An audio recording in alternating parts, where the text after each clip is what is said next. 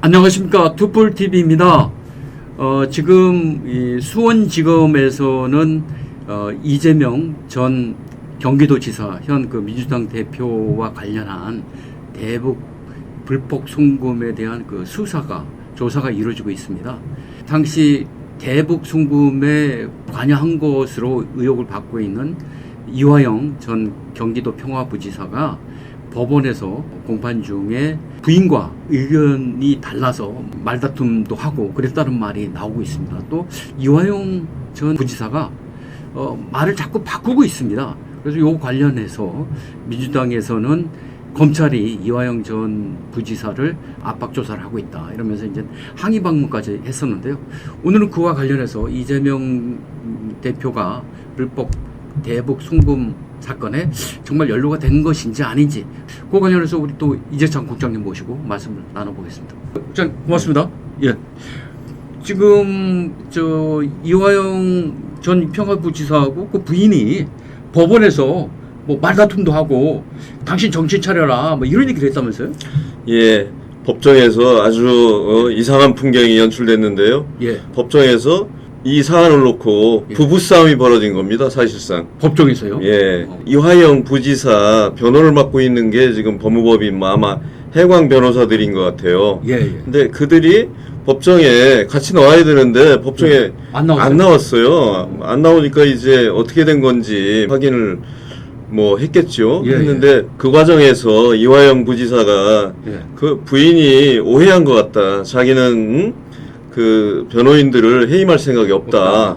근데 아마도 그 전에 이제 그 이화영 부지사 부인이 그 변호사들을 해임하겠다는 이런 의사를 전달한 것 같아요. 그러니까 그것이 이 부지사와 상의 없이 이루어진 것 같아요. 그러니까 그게 더 사실은 여러 가지 의문점을 낳고 있는 그런 상황인 겁니다. 예. 그럼 아무리 부부라도 피의자 지금 그 변호를 받고 있는 사람은 남편인데 남편 의사를 묻지 않고 부인이 임의로 그렇게 할 수 있는지. 그러니까요. 법정에 그 방청석에 앉아있던 뭐 부인이 정신 차려라 뭐 정신 차리세요 뭐 이런 얘기까지 했다고 그래요. 그러니까 이건 아마 최근에 저 이화영 부지사의 진술 여러 가지 의혹이 나온 그런 부분들이 있지 않습니까? 대북 송금 관련해서 대북 송금 관련해서 이재명 대표에게 이제 보고했다라는 취지로 진술한 걸로 알려졌어요. 지난주에 나왔어요. 그런 부분에 대해서 아마도 부인이 그 강력하게 이제 이의 제기를 한 것 같아요. 그리고 뭐 탄원서도 냈지 않습니까? 뭐 그게 같은 맥락인 것 같습니다. 이화영 부지사는 약간 이제 그 심경에 태도 변화가 이제 생겨서 이 대표에게 보고했다라는 취지, 뭐 정확하게 어떤 내용인지는 알 수 없습니다만 그런 취지로 뭐 얘기를 한 것 같고 그렇게 되면 이재명 대표에게 매우 불리한 진술이 되는 거고 불리해지는 그런 상황이지 않습니까? 그러니까 뭐 이와 관련해서 이제 그 이재명 대표의 최측근인 김영진 의원이 뭐 가족과 만나서 여러 가지 좀 얘기를 한 거 아니냐 뭐 이런 의혹까지 제기됐었어요 최근에. 근데 이제 김영진 의원은 뭐 가족과 만난 적이 없다. 오늘 방송에 나와서 이렇게 부인을 했습니다. 근데 그런 여러 가지 이제 의혹이 제기되는 걸로 봐서 그 뭐 김영진 의원이 아니라 다른 분이 뭐 다른 사람이 만났을 수 있는 거고요. 여러 명이 있을 수 있으니까. 그 부분은 정확하게 지금 뭐 밝혀진 바는 없습니다. 다만 이제 그런 진술을 둘러싸고 이 부지사와 그다음에 이제 부인과 그리고 이제 이 대표 쪽 이 삼각 축으로 해서 여러 가지 얘기가 지금 오가는 상황이라 굉장히 재밌는 상황입니다. 맞습니다.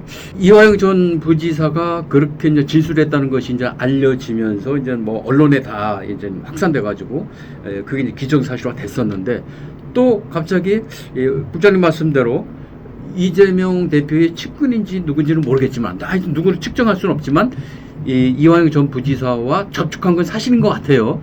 근데 그 후에 이화영 전 부지사가 또 그 말을 또 바꿨습니다. 나는 이재명 대표한테 당시 경기지사한테 보고한 바가 없다. 이렇게 또 바꿨어요. 근데 그 과정에서 부인이 탄원서도 냈고 또 이 대표의 최측근이 어떤 식으로든 이화영 전 부지사한테 뭐 어떤 메시지나 어떤 소통을 한 것이 드러났고요. 그러다 보니까 또 상식적으로 봤을 때 이화영 전 부지사가 저쪽에 의해서 또 생각을 바꾼 거 아니냐, 그렇게 또 의심할 수 있는 상황이거든요. 근데 뭐 정확하게 이 대표 쪽 예. 그 사람들이 이 만났다. 부지사 부인 쪽, 그러니까 가족들과 만났는지 안 만났는지 뭐 확인할 수는 없습니다. 다만 예. 이제 여러 가지 그런 썰들이 나오고 예. 있는 상황이고요. 그리고 예. 이제 그 이화영 부지사의 말이 계속 바뀌면서 글쎄 그 배경에 이제 그런 부분들이 작용하는 게 아닌가. 민주당 쪽이나 이제 그 부인 쪽에서는 예. 검찰이 예. 그 회유하고 있다. 뭐 이런 주장을 지금 하는 거고요. 예. 그 이 부지사는 어제 법정에서 이렇게 얘기하는 걸로 봐서는 회유가 아니라 자기가 좀 뭐 약간의 심경 변화를 일으키면서 뭔가 좀 다른 취지의 얘기를 할 수도 있을 것 같은 그런 분위기가 지금 연출되고 있는 것 같습니다. 그러니까 예. 그런 과정에서 이제 여러 가지 잡음이 나오고 있고 예. 이런 것들은 결국은 이재명 대표 재판에도 별로 도움이 될 것 같지는 않아요. 예. 이 말 바꾸기 뭐 이런 거, 그리고 그 배후에 민주당 쪽 사람들이 있다라는 얘기가 흘러나오고 그렇다면 이런 거 재판에 유리할 수는 없겠죠. 그렇죠. 일부 이제 유튜버들이나 그 페이스북에 일부 정치인들이 이화영 전 부지사와 그 부인 간의 어떤 그 법정 다툼이나 말싸움 이런 걸 갖고 이제 뭐 페이스북에 뭐 올리고 막 그러는데, 거기를 보면 그 부부가 운동권 출신이었다면서요. 이화영 전 부지사가 운동권의 어떤 동지적 입장인 거죠. 그러니까 그 부인은 지금까지 이제 해오는 그 패턴으로 봤을 때 이재명 전 대표를 보호해야 되겠다 하는 그런 의중이 있지 않았나. 뭐 다 운동권 출신인지 제가 확인을 안 해봤습니다. 뭐 여러 가지 정황상으로 보면 지금 지적하신 대로 뭐 그런 부분이 좀 있을 수 있고요. 그리고 아마도 그런 생각의 차이는 결국은 이제 처벌을 받게 되는 그렇죠. 이화영 부지사가 더 이제 답답한 그런 상황에 몰리니까 그렇죠. 아마 좀 다른 말을 한 게 아닌가 이런 생각이 들고요. 뭐 마찬가지로 저 부인은 지금 말씀하신 대로 이런 국면에서 말 바꾸기 해서 그 이재명 대표를 뭐 그 권경에 처하게 하고 하는 게 과연 무슨 도움이 되겠나. 그리고 전체적인 진영에도 도움이 안 되는 것 같다. 뭐 이런 생각을 한 것 같아요. 그런데 사실은 처벌을 받는 사람은 이화영 부지사죠. 본인이 그렇죠. 답답한 겁니다. 그런 걸 감추고 갔다가 실제로 나중에 그 중형을 받게 되면 뭐 본인 스스로는 걱정하지 않는가 뭐 이런 생각이 들기도 해요. 이건 그래서 그런 생각의 차이가 뭐 이런 논란을 불러 일으킨 게 아닌가 이런 생각이 듭니다. 그렇죠. 저 상식적인 차원에서 이제 한번 생각을 해보면요. 피의자로서 지금 투옥돼 있는 사람이 검찰에 계속 불려서 이제 조사를 받지 않습니까?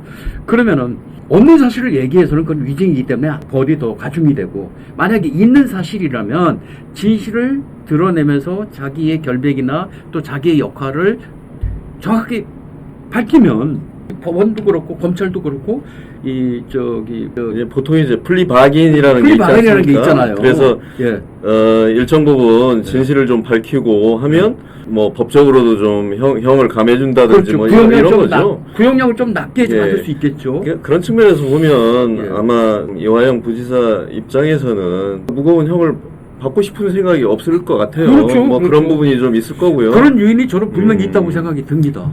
또 중요한 거는 결국은 이재명 대표의 관련설이지 않습니까? 맞습니다. 관련이 있다고 하면 그게 입증이 되면 이제 이재명 대표가 검찰에 이제 소환되는 이런 상황이 될 거고, 그리고 처벌받을 수도 있는 이런 상황이에요. 물론 이제 이 대표는 강력하게 부인하고 있죠. 소설을 쓰고 있다. 요즘에 검찰 소설 쓰는 능력이 많이 떨어진 것 같다. 뭐 이런 얘기까지 했어요. 근데 이제 결국은 진실은 법정에서 가려질 사안이고요. 당장은 이제 검찰이 그 이재명 대표에 대해서 접근할 수 있는 법은 두 가지입니다. 그 영장을 청구할 건지 아니면 체포동의안을 낼 건지, 이거를 이제 검찰에서 고민을 할 텐데요. 뭐 기본적으로 그 국회법상으로는 그 비회기 중에는 체포영장을 청구할 수 있어요. 영장을 청구하면 국회 동의 필요 없지 않습니까? 동의 필요 없이, 동의 과정 필요 없이요. 그냥 법원에서 영장 심사를 하게 됩니다. 거기서 이제 결정을 하는 거고요. 그리고 이제 회기 중에는 그 체포 동의안을 내야 돼요.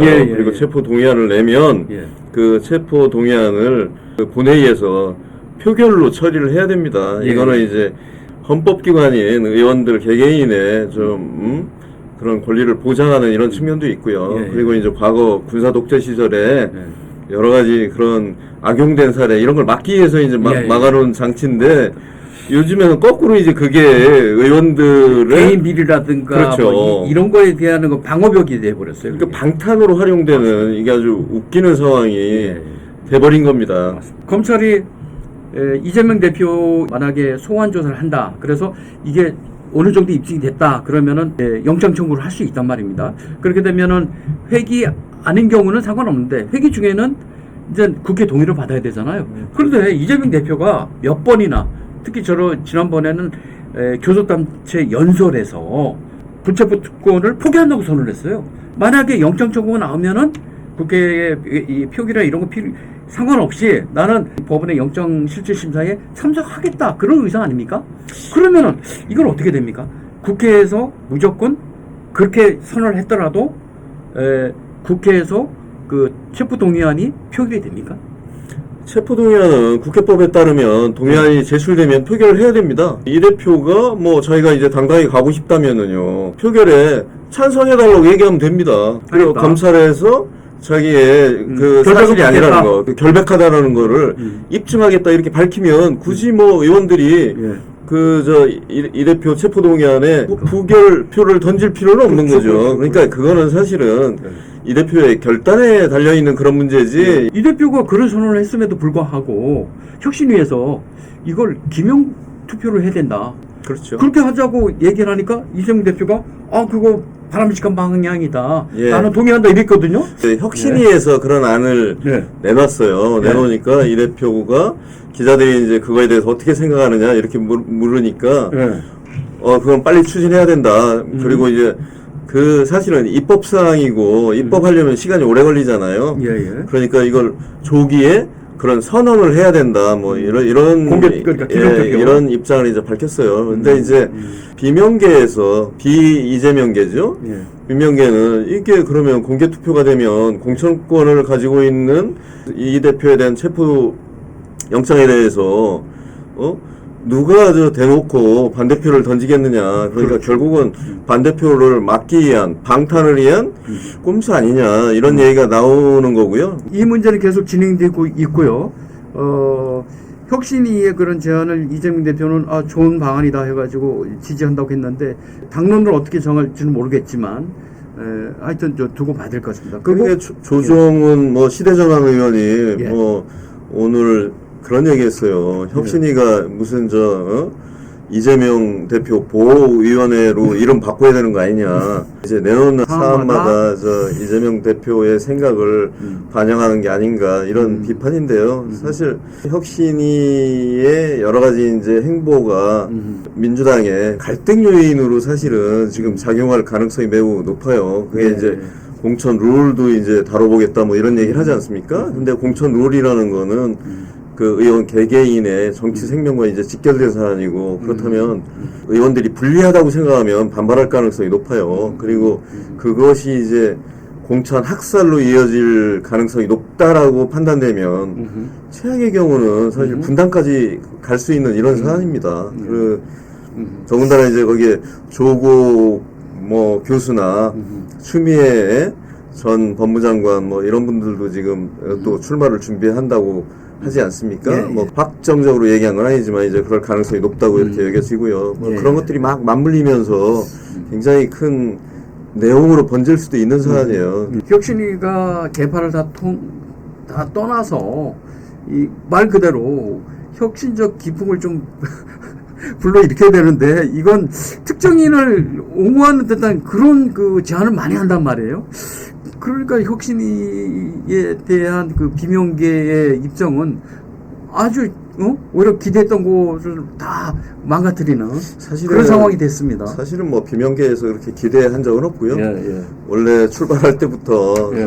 걱정을 많이 한 거죠. 예. 이게 이재명 대표의 방탄 혁신이가 되면 어떻게 할까 뭐 그런 거에 대해서 이제 우려를 많이 했는데요. 예. 뭐 근데 그렇게 되고 있는 혁신이는 건가? 또 나름 또 억울하다고 생각하겠죠. 예. 근데 예. 지금 흘러가는 분위기로 보면 혁신이가 당의 대대적인 개혁과 혁신 이런 방향으로 가고 있는지에 대한 여러 가지 의문이 제기되고 있는 것은 사실입니다. 예. 아마도 예.